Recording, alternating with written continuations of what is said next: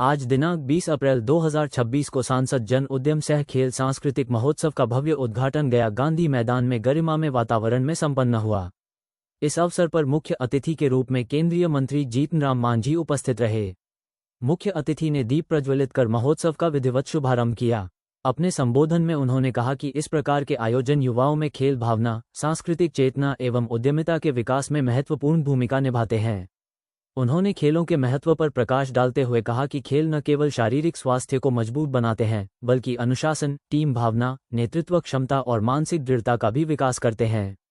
खेल गतिविधियां युवाओं को नशे एवं नकारात्मक प्रवृत्तियों से दूर रखकर उन्हें राष्ट्र निर्माण की दिशा में प्रेरित करती हैं।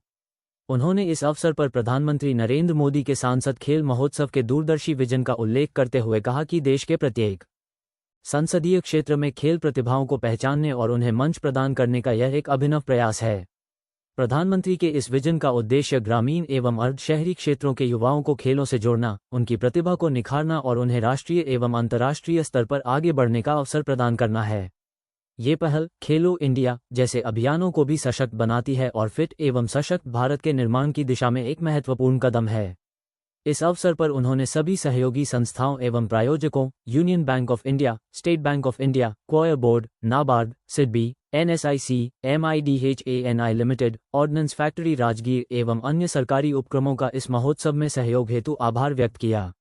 महोत्सव के अंतर्गत कुल 12 विभिन्न खेल प्रतियोगिताओं का आयोजन किया जा रहा है, जिसमें क्षेत्र के युवा एवं प्रतिभागी बढ़ चढ़कर हिस्सा ले रहे हैं। इसके साथ ही सांस्कृतिक कार्यक्रमों और उद्यमिता से जुड़ी गतिविधियों का भी आयोजन किया जा रहा है, जिससे प्रतिभागियों को एक समग्र एवं बहुआयामी मंच प्राप्त हो सके। कार्यक्रम में स्थानीय जनप्रतिनिधि, गणमान्य अतिथि, आयोजन समिति के सदस्य एवं बड़ी संख्या में दर्शक उपस्थित रहे। आयोजन समिति ने सभी आगंतुकों एवं प्रतिभागियों के प्रति आभार व्यक्त करते हुए महोत्सव को सफल बनाने का संकल्प दोहराया। जी सर, आज MSME के द्वारा बड़ी पहल की गई है। देखिए, ये गया जी के इतिहास में प्रथम बार ऐसा हो रहा है और इसका श्रेय मैं नहीं लेना चाहता हूँ। इसका श्रेय प्रधानमंत्री नरेंद्र मोदी जी का है, जो आज समस्त देश में, भारत में, हर जिला में, हर सांसद को इसी प्रकार का आयोजन करने की बात की है। और इसमें जो हमारे जो सांस्कृतिक महोत्सव है और सांसद जन उद्यम सम्मेलन है, इसके माध्यम से उनको खेल के साथ साथ अनुशासन के साथ साथ जो आज बेरोजगारी की समस्या है, उससे सरकारी नौकरी कोई नहीं दे सकता है, उतनी नौकरियां नहीं होती है।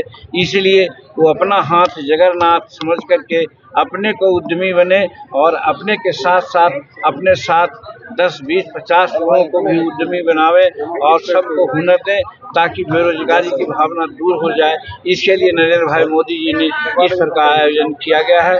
और आज यहाँ विभिन्न प्रकार के जो हमारे PSU हैं, जिनका बिजनेस होता है और उनका एक CSR फंड होता है, उससे इस प्रकार का काम कराने का प्रोत्साहन दिया गया है। और हम समझते हैं खेल बहुत बड़ी विधा है।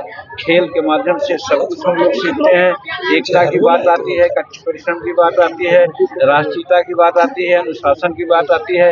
इस चीज को समझ करके नरेंद्र भाई मोदी जी ने इस प्रकार का आयोजन का उन्होंने निर्देश दिया और उन्हीं के निर्देश के अनुसार आज गया के ऐतिहासिक गांधी मैदान में हम लोगों ने आज सांसद जन उद्यम खेल व्यवस्था की है। सर, पश्चिम बंगाल चुनाव पर क्या? पश्चिम बंगाल के चुनाव के संबंध में तो जो भी हम लोगों को संशय था, अब संशय दूर हो गया है। इसलिए कि नारी 50% है, महिलाएं 50% हैं और नारी को रिजर्वेशन में, डिलिमिटेशन में जो विरोधी दलों ने आज आयोजन अपनाया, उससे समस्त बिहार और भारत के, बंगाल के सभी नारियां आज एकदम गुस्सा में हैं कि उनका बिल को पारित नहीं होने दिया गया।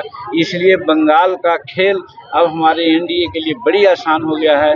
वहाँ NDA की सरकार बनेगी और निश्चित रूप में जो अपने मन की बात नरेंद्र मोदी जी ने कहा है कि चाहे जो परिस्थिति होवे, हम महिला आरक्षण बिल को लागू करेंगे। हम हर तरह के जो खेल की परिसीमन है उसको हम लागू करेंगे। परिसीमन की स्थिति यही है कि जहां 15 लाख और 16 लाख के अंतर्गत पार्लियामेंट के लोगों का होना चाहिए, जनता का, जनसंख्या का, आज 45 लाख, 48 लाख, 39 लाख हो गया है। बिहार भारत में 137 ऐसा क्षेत्र है जहां 20 लाख से ज़्यादा लोग हो गया है। आखिरी परिसीमन को कितना दिन रोकेंगे? ये जो सांसद चुना जाता है उसको भी दिक्कत है, जनता भी है उसको भी दिक्कत है। 45 लाख जनता अपने सांसद को कहाँ खोजने जाएगी? और सांसद 45 लाख और 40 लाख जनता के बीच में कैसे जा सकता है जबकि उसको संसद के अलावा और भी काम है? तो वैसी परिस्थिति में डिलिमिटेशन बहुत जरूरी है।